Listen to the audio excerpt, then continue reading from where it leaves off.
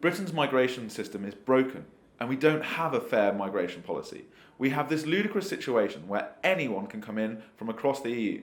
That means an unskilled worker from Romania or even Poland or Portugal can walk in. It means that we also have to prevent skilled migration from outside of the EU.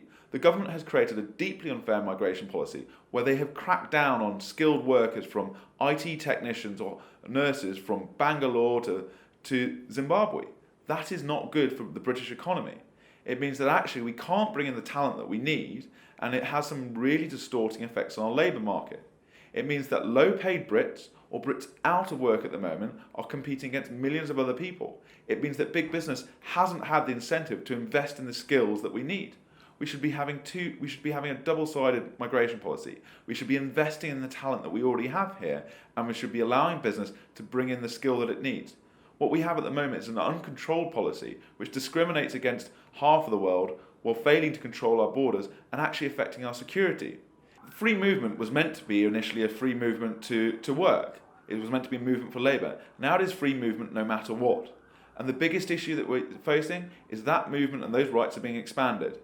In coming years, Turkey is going to join the EU. That will mean something like 78 million people now having increasing rights to the EU and to its markets. I think it's vital that we can see that things are changing.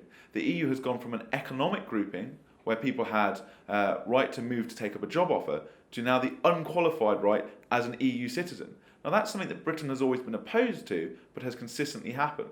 So these freedoms, which are often very cherished, are things that have been evolved and actually are not serving Britain's interests. It's not serving our public services, which are under pressure from increased migration, and it's not serving our labour market because it's kept wages down and actually prevented business from investing in the talent that we have here today. It is the number one issue for many British people is that they want to see control of our borders. They don't want to put up the drawbridge. They don't want to shut Britain off from the world, but they want a fair policy, and a fair migration policy will never be possible within the EU. David Cameron said in the renegotiation that he would ensure that people who were coming to the UK would have a job offer or get one within 6 months, or then they'll be asked to leave.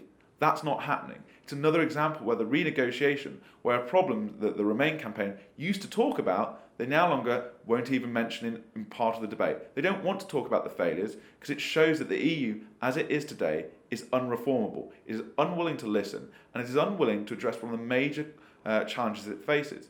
It has made the migration crisis across Europe worse by its own policies.